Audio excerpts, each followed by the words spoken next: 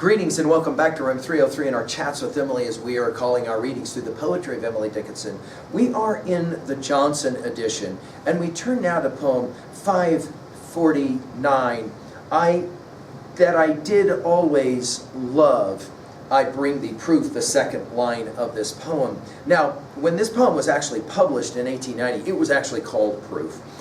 In some ways, we're kind of back to poem 544 again, that we just recently did. The martyr poets did not tell, but wrought their pang in syllable, that when their mortal name be numb, their mortal fate encouraged some. The martyr painters never spoke, bequeathing rather to their work, that when their conscious fingers cease, some seek in art, the art of peace. Our assumptions, you've been following our stuff at learnstrong.net, down that left-hand side, chats with Emily, our playlist. I'm hopeful that you worked through our set of introductory comments. I'm hopeful that as well, you've already read the previous 548 poems. We just finished with 548, Death is Potential. This is another poem that seeks to join, in some way, love and suffering. And notice in this poem that we go from the past to the future. It's a powerful poem in that regards. And of course, here again, it almost seems like it's another one of these master poems. Are we talking about Sam Boyles? Are we talking about Wadsworth? Who are we speaking of as she tries to prove her fidelity and her love? Obviously, it could be Sue as well. That I did always love, I bring thee proof, that till I loved, I never lived enough. That I shall love alway, I argue thee, that love is life, and life hath immortality. This dost thou doubt, sweet? Then have I nothing to show but Calvary. Now, it is interesting the way the poem is seeking to work. Notice her argument here is, first of all, I did always love, but clearly I need to maybe give you, or thee, some kind of proof. Again, who is the thee of the poem? Some, again, have speculated this is another one of these quote-unquote master poems. Proof will take us immediately to poem 537. You'll remember when we played the game of 537, and the idea of the need for some kind of proving ground. Me prove it now, whoever doubt. Me stop to prove it now. Make haste the scruple. Death be scant for opportunity. The river reaches to my feet, as yet my heart be dry. O lover, life could not convince, might death enable thee. The river reaches to my breast, still my hands above proclaim with their remaining might. Dost recognize the love? Again, this idea of proving. The river reaches to my mouth. Remember when the sea swept by my searching eyes, the last themselves were quick with thee. This idea then that there's some need to kind of prove something to whoever it is she's speaking to. This idea of proof is powerful. Now, the idea of love, I told you guys, 126 poems, she mentions love. You'll remember 480 when we played that game together. Why do I love you, sir? Because the wind does not require the grass to answer. Wherefore, when he passed, she cannot keep her place. Because he knows, and do not you, and we know not. Enough for us, the wisdom it be so. The lightning never asked an eye, wherefore it shut when he was by, because he knows it cannot speak. The reasons not contained of talk there be preferred by daintier folk.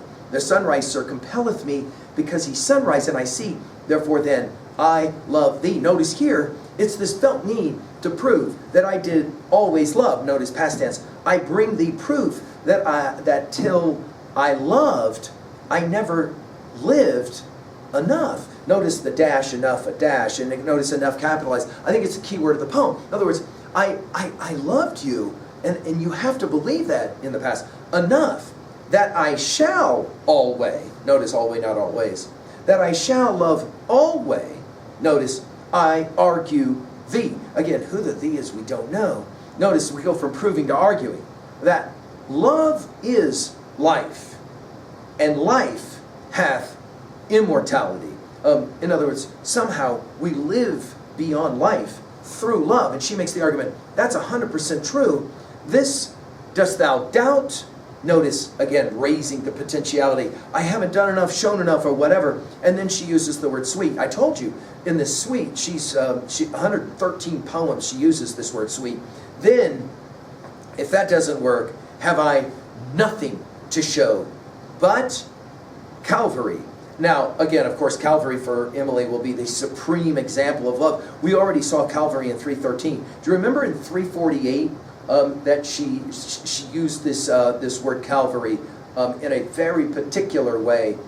You'll remember she calls herself the Queen of Calvary. I dreaded that first robin so, but he is mastered now. I'm some accustomed to him grown. He hurts a little though. I thought if I could only live till that first shout got by, not all the pianos in the woods had power to mangle me. I dared not meet the daffodils for fear the yellow gown would pierce me with a fashion so foreign to my own. Again, all the Christ language here. I wish the grass would hurry so when 'twas time to see, he'd be too tall, the tallest one could stretch to look at me.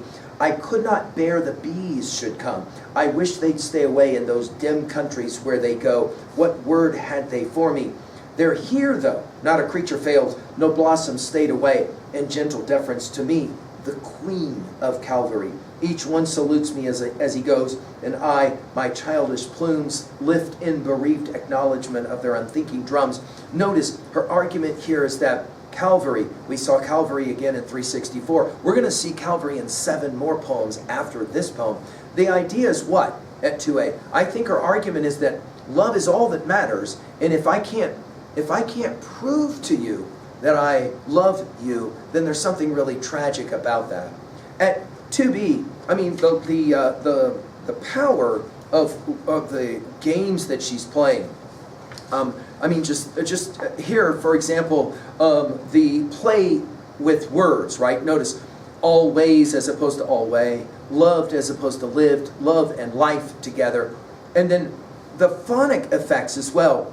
Till I loved, I never lived, love is life, and life dost doubt sweet. It's a brilliant, the language of the poem.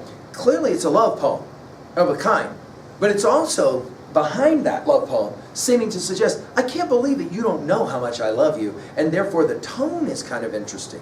At 3a, I can't read a poem like this and not think of Sonnet 116, Shakespeare, Sonnet 116. Let me not to the marriage of true minds admit impediments. What's he say? Love is not love which alters when an alteration finds, or bends with a remover to remove. Oh no, it's an ever fixed mark that looks on tempest and is never shaken. It's the star to every wandering bark whose worth's unknown, although his height be taken. And then remember the rhyme couplet at the end, if this be error and upon me proved, I never written or no man ever loved. I think Emily is challenging some of that same language. And then, of course, we can think about Donne's valediction, forbidding mourning. We've given full lectures, by the way, on Sonnet 116 as well as Donne's valediction, forbidding mourning.